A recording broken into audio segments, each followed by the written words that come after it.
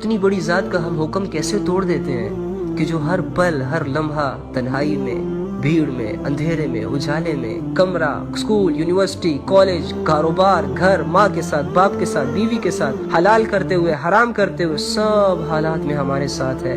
ہم ایسے رب کی عظمت کو آج تک دل میں نہ بٹھا سکے.